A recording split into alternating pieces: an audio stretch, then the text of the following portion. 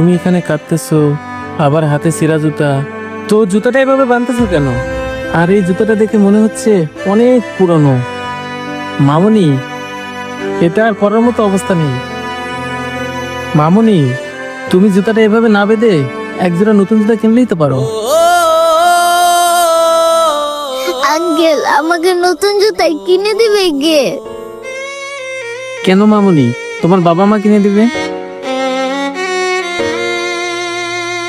কি ব্যাপার মামুনি, তোমার বাবা মার কথা শুনে তুমি মাথাটা নিচু করে লাগে না? তোমার বাবা মা কি তোমাকে জুতা কিনে দিবে না?